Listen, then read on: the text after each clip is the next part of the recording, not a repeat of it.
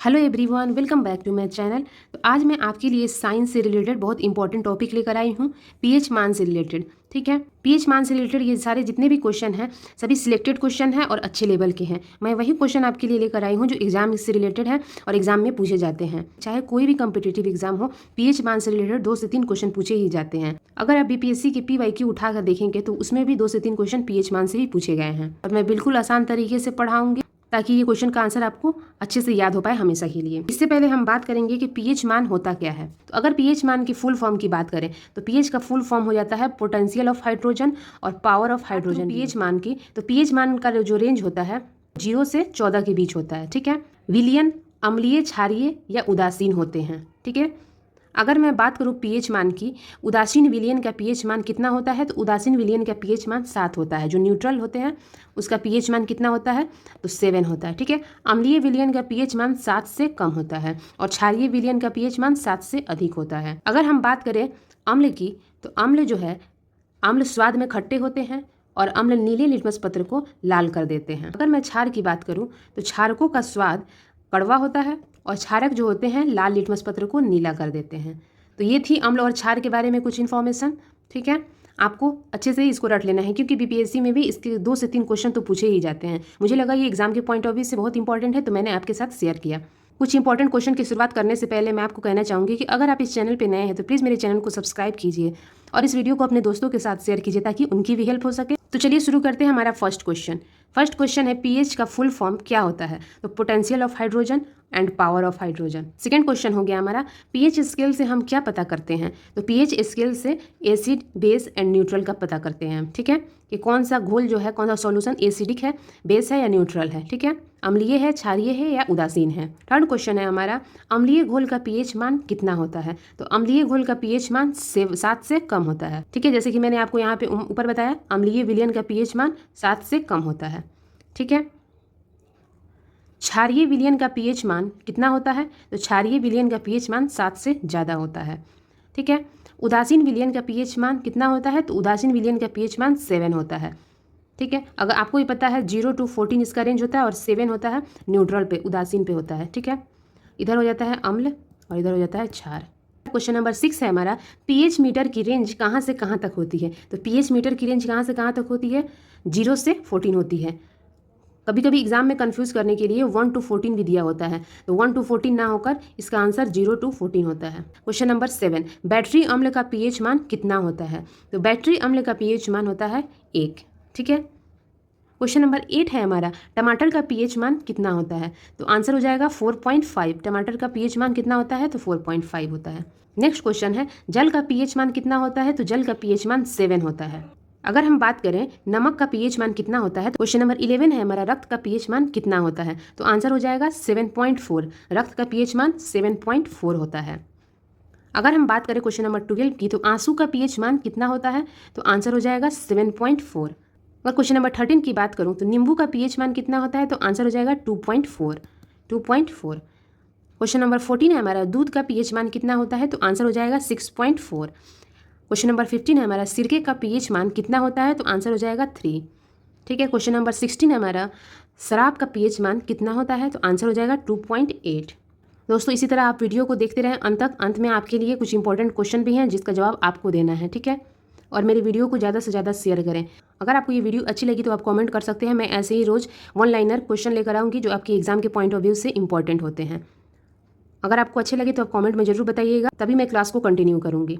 ठीक है, तो चलते हैं अपने नेक्स्ट क्वेश्चन की तरफ। क्वेश्चन नंबर 17 मानव लार का पीएच मान कितना होता है, तो आंसर हो जाएगा 6.5 to 7.5 के बीच होता है। ठीक है, 6.5 से 7.5 के बीच होता है। क्वेश्चन नंबर 18 है हमारा समुद्र के जल का पीएच मान कितना होता है, तो आंसर हो जाएगा 8.5। अगर मैं बात करूं मानव मूत्र का पीएच मान कितना होता है, तो आंसर हो जाएगा 4.8 से 8.4 के बीच। ठीक है, क्वेश्चन नंबर 20 है हमारा पीएच मान का पता किसने लगाया था, तो आंसर हो जाएगा सोरेंस ने। ठीक है, अम्लीय वर्षा का पीएच मान कितना होता है, तो अम्लीय वर्षा का पीएच मान 5 होता है। नेक्स्ट क्वेश्चन है हमारा कॉफ़ी का पीएच मान कितना होता है, तो आंसर हो जाएगा 5। नेक्स्ट क्वेश्चन है सोडा का पीएच मान कितना होता है, तो आंसर हो जाएगा 3। क्वेश्चन नंबर 24 है हमारा सेब का यहाँ सेब होगा। सेब का पीएच मान कितना होता है? तो सेब का पीएच मान 3 होता है। ठीक है। क्वेश्चन नंबर 25, नेक्स्ट क्वेश्चन है हमारा, शैम्पू का पीएच मान कितना होता है? तो आंसर हो जाएगा 7 to 10 के बीच होता है। ठीक है, 7 से 10 के बीच होता है। क्वेश्चन नंबर 26 है हमारा, मानव लार का पीएच मान कितना होता है? तो आंसर हो जाएगा 6.5 to 7.5। ठीक है, 6.5 से 7.5 के बीच होता है। अगर क्वेश्चन नंबर 27 की बात करूँ तो चाय का पीएच मान कितना होता है? तो आंसर हो जाएगा 5.5। क्वेश्चन नंबर 28 है हमारा, बियर का पीएच मान कितना होता है? तो आंसर हो जाएगा 4.5। क्वेश्चन नंबर 29 है हमारा, स्वस्थ त्वचा का पीएच मान कितना होता है? तो स्वस्थ त्वचा का पीएच मान 5.5 होता है। अंडा का पीएच मान कितना होता है? तो अंडा का पीएच मान जो होता है 7.8 होता है। ठीक है, ये आपके एग्जाम के पॉइंट ऑफ व्यू से बहुत इंपॉर्टेंट है। मैं जितने भी आपको क्वेश्चन पीएच मान से करा रही हूँ, इससे ज़्यादा क्वेश्चन एग्जाम में बनते भी नहीं हैं। इतना अगर आप पढ़ लेते हैं तो इतना इनफ है आपके लिए, इससे ज़्यादा क्वेश्चन बनते नहीं हैं एग्जाम में। मैंने जितने भी पीएच मान से इंपॉर्टेंट क्वेश्चन थे, मैं ये सारे इंपॉर्टेंट क्वेश्चन को लेकर आई हूँ ताकि आप एक वीडियो में कम समय में ज़्यादा जानकारी मैं आपको दे सकूँ। क्वेश्चन नंबर 31 है हमारा, टूथपेस्ट का पीएच मान कितना होता है? तो टूथपेस्ट का पीएच मान कितना होता है? तो 8 होता है। ठीक है। क्वेश्चन नंबर 32 है हमारा, पीएच मान का फार्मूला क्या होता है? ठीक है, ये पूछा भी गया था। तो आंसर हो जाएगा पीएच मान का formula -log10 H+H positive. Question number 13 है हमारा, सामान्य वर्षा का पीएच मान कितना होता है? तो सामान्य वर्षा का पीएच मान 5.6 to 6 होता है। ठीक है। नेक्स्ट है हमारा, छोटी आंत का पीएच मान कितना होता है? तो आंसर हो जाएगा 7.4। क्वेश्चन नंबर 35 है हमारा, बेकिंग सोडा का पीएच मान कितना होता है? तो आंसर हो जाएगा 8.5। क्वेश्चन नंबर 36, संतरे का रस का पीएच मान कितना होता है? तो संतरे के रस का पीएच मान जो होता है वो 3.7 होता है। नेक्स्ट क्वेश्चन है 38, किसी व्यक्ति के रक्त के पीएच मान में कितना परिवर्तन होने पे उसकी मृत्यु हो जाती है? ठीक है, तो ये क्वेश्चन जो है ये आपके लिए है। इसका आंसर जो है आप कमेंट बॉक्स में बताएंगे। जितने भी इंपॉर्टेंट क्वेश्चन थे मैं आपके लिए लेकर आई हूँ। आप एक वीडियो बस ये देख लीजिए, आपके लिए इतना इनफ है पीएच मान से रिलेटेड। ठीक है, और अपने दोस्तों के साथ ज़्यादा से ज़्यादा शेयर कीजिए। अगर मैं पीएच मान के प्राकृतिक स्रोत और उसके अम्ल के बारे में बताऊँ तो मैं यहाँ पर आपके लिए लिख देती हूँ। ठीक है, मैं इसको टाइप करना भूल गई थी। सिरका का, तो सिरके में कौन सा अम्ल होता है? तो एसिटिक अम्ल होता है। नेक्स्ट हो गया संतरा, संतरा में कौन सा अम्ल होता है? तो सिट्रिक अम्ल होता है। इमली, इमली में टार्ट्रिक अम्ल होता है। फोर्थ हो गया टमाटर, टमाटर में ऑक्सैलिक अम्ल होता है। खट्टा दूध यानी कि दही, आपको ही पता है दही में लैक्टिक अम्ल होता है। नेक्स्ट हो गया नींबू, नींबू में हो गया सिट्रिक अम्ल।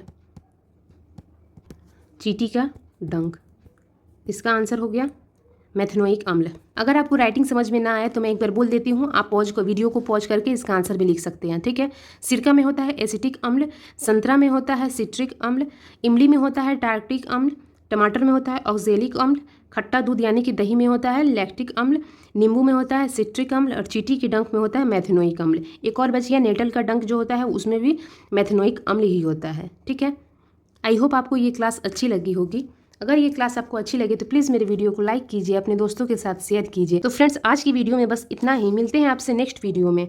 अगर आपको ये क्लास अच्छी लगी तो प्लीज़ कमेंट करके जरूर बताइए कि आपको ये क्लास कैसी लगी, तभी मैं आगे की क्लास को कंटिन्यू करूँगी। ठीक है, जैसे कि कुछ इंपॉर्टेंट वन लाइनर हो गए, 1857 का विद्रोह, आईएनएम में कुछ इंपॉर्टेंट पॉइंट्स जो पूछे गए हैं, या फिर ज्योग्राफी में जैसे पर्वत और पठार के बारे में है, सौरमंडल के बारे में है। ये सारे इंपॉर्टेंट टॉपिक्स पे मैं ऐसे ही वन लाइनर इंपॉर्टेंट क्वेश्चन लेकर आऊँगी। ठीक है, इसमें तो एक्सप्लेनेशन करने वाला था ही नहीं कि मैं कुछ एक्सप्लेन कर पाऊँ, लेकिन वो सब जो मैं इंपॉर्टेंट पॉइंट लेकर आने वाली हूँ उसमें सारे उसके वन लाइनर मैं एक्सप्लेनेशन के साथ लेकर आऊँगी। ठीक है, इंपॉर्टेंट पॉइंट के साथ भी लेकर आऊँगी।